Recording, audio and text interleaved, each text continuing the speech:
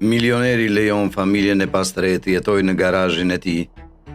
Zemra i thyet kur të nesërmen zbulon se John, një biznesmen i pasur, nuk mund injoronte pamjen e një nëne të pastre dhe dy fëmijëve të saj të vegjël që dridheshin pranë shtëpisë së tij gjatë një mbrëmjeje të ftohtë. Me dëmshuri, ai i ftoi të qëndronin në garazhin e tij të ngrohtë të madh. Nëna, Sara, e pranoi ofertën e tij me mirënjohje. Lehtësimi i saj ishte i dukshëm, por duke ende në ankth. Atë natë, i paftë për të fjetur, Robert luftoi me dyshimet për vendimet e tij. Në fund të fundit, duke siguruar veten se një vepër e mirë do të çonte në rezultate pozitive, zemra e tij u thye kur zbuloi realitetin shqetësues të nesërmen. Por përpara se të fillojmë historinë tonë, shtypni butonin like. Siguroni që të abononi dhe shtypni zilin e njoftimeve në mënyrë që të mos humbisni asnjë histori të re. Kur John i tregoi për herë të parë familjes organizimin komod që kishte bërë në garazh, ai siguroi ata se mund të qëndronin për sa të kishin nevojë. Familja duke vërtet mirënjohëse dhe John ishte i kënaqur me vendimin e tij. Teksa u vendosën, John vuri re disa lëvizje të çuditshme gjatë natës rreth pronës së tij. Por i odhi poshtë pasi familja po rehatoi në shtëpinë e tyre të re të përkohshme. Ai u përpoq të shpërfilte ndjenjën e ankthit dhe u kthye për të fjetur. Dita kaloi pa incidente dhe ai mendoi se zonja Evans dhe të tjerët po reagonin tepër. Megjithatë, gjërat ishin gati të vështirësoheshin. Në mbrëmje, shqetësimi i Johnit ishte rritur, duke shtyrë atë të vendoste të kontrollonte garazhin atë natë. Ai shpresonte të gjente gjithçka normale, por instiktet e tij sugjeronin të kundërtën. Me rënien e natës, ai u përpoq të përqendrohej te puna, por mendja e tij vazhdonte të ishte në garazh. Vonë atë natë, John doli fshehurazi në garazh, duke parë nga një vrim në derë. Ai vëzhgonte familjen duke bashkëvepruar ngrohtësisht, por me tone të eshtura.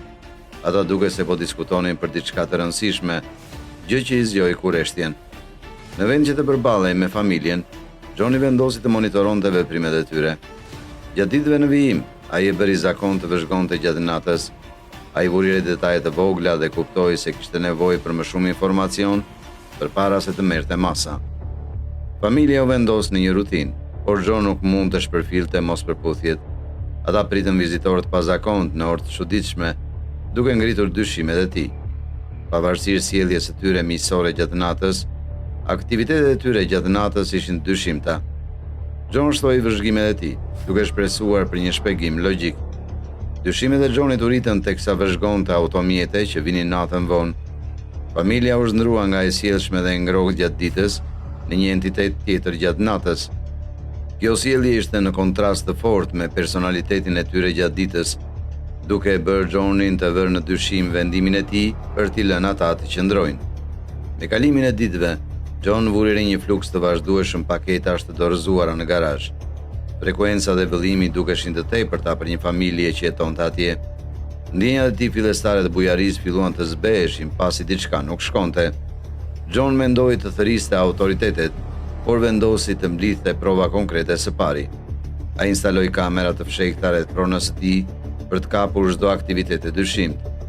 Teksa vendosi kamerat, ndjeu një përzierje ankthi dhe vendosmërie për zbuluar të vërtetën. Duke rishikuar pamjet, dyshimet e Johnit u thelluan. Ishte shumë dërgesa në kohë të çuditshme, shkëmbime të nxituara dhe biseda të përshpëritura. Një mbrëmje, miku i Johnit, Cliffy, dhe një oficer i policisë, Steve, i vizituan. Ata diskutuan për aktivitetet e çuditshme të kapura nga kamerat. Steve këshilloi të bënin kujdes, duke sugjeruar se nevojiteshin më shumë informacione përpara se të ndërmerreshin veprime. Cliff ra dakord ata vendosën të prisnin përpara se të përfshinin autoritetet. John vazhdoi të rishikonte pamjet, duke vënë në dukje modelet e dërgesave dhe shkëmbimeve të rregullta gjatë natës, duke dyshuar për një lidhje më të thellë. Megjithse ai nuk doli në përfundime të nxituara, por kuptoi se diçka më e madhe ishte në lojë. John ndiej gjithnjëherë i shqetësuar ndërsa grumullonte informacione për familjen misterioze në lagjen e tij. I bindur se diçka e keqe po ndodhte, ai u zotua të zbulonte të vërtetën. Ndërkohë, djali adoleshenti i familjes u miqësua me një fëmijë vendas dhe John i dëgjoi bisedat e tyre të fshehta duke lënë të kuptohet për një agent të fshehur. Ai dokumentoi me përpikmëri çdo ndërveprim të çuditshëm në një ditar. Me mikun e tij Cliff duke paralajmëruar atë të ishte i kujdesshëm. Pavarësisht nga rreziqet, misioni i Johnit për zbuluar të vërtetën ishte i palëkundur. Tensioni u rrit teksa John shqyrtonte pamjet e kamerës, duke konfirmuar se familja po grumullonte kontraband në garazh. Pavarësisht instiktit të tij për veprim të menjëhershëm, Johnny u përqendrua në vëzhgimin e përpikt, duke shpresuar të mblidhte provat e nevojshme për zbuluar të vërtetën.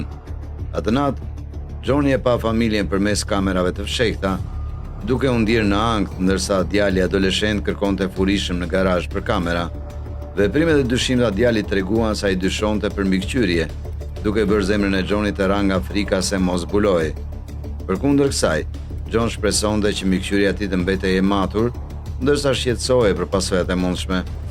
Të nesërme në mëngjes, Johnny u alarmua kur gjeti një shënim të fshehtë në pragun e shtëpisë së tij, ku lexohej: "Teu tani." Ky paralajmërim duke si një lojë mace mi me Johnny si pre. Megjithatë, ai vendosi të gërmonte më thellë në të kaluarën e tyre, duke zbuluar adresat e mëparshme dhe duke bashkuar historitë e tyre. Çdo zbulim ushqente dyshimin e tij se pafajësia e tyre ishte një fasadë.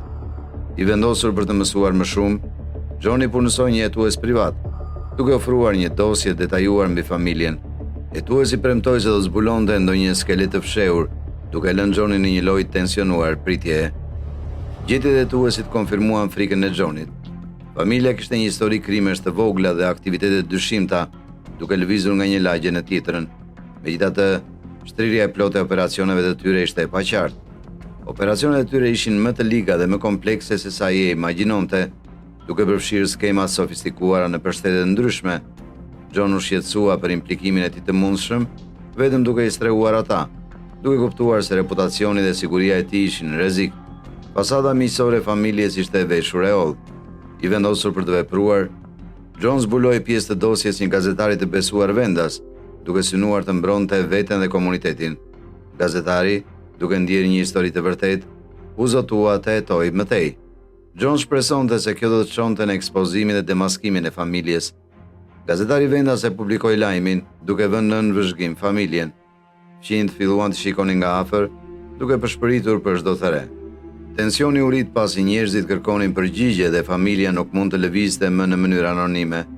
John ndjeu lehtësim dhe ankth, duke ditur se i kishte shtyrë në sy të publikut, por kishte frikë nga reagimi i tyre. Hetimi i tij e vazhdueshëm zbuloi lidhje mes familjes dhe figurave të rrezikshme, duke bërë situatën të pasigurt. Rrjeti i tyre përfshinte individ me histori të dhunshme, duke e përndjekur Johnin dhe duke zbehur ndjenjën e tij të sigurisë. Gjumi u bë i pakapshëm, ndërsa ai shqetësohej për akmarrjen, duke kaluar netë të shqetësuara duke mbrojtur veten dhe komunitetin. Cliff mbeti një alat i palëkundur, duke kërkuar kujdes. Ai besonte në misionin e Johnit, por ishte shqetësuar për rrezikun e rritje. Një mbrëmje, Steven i informoi Johnin për një bastisje të afërt të policisë në operacionet e familjes, duke këshilluar që të mbante një profil të ulët për të shmangur kapjen nga zjarri. Me këtë zhvillim, John e dinte se kulmi i hetimit të tij ishte afër dhe u përgatit për ndikimin. Me afrimin e bastisjes policisë, John i shqyrtoi me përpikmëri pamjet e tij për prova konkrete. Ai ndjeu se tensioni po rritej ndërsa ndjekja e tij e pamëshirshme për një familje kriminale i afroi kulmit. Papritur, një ish bashkëpunëtor i familjes u drejtua Johnit, duke i ofruar njohuri kritike.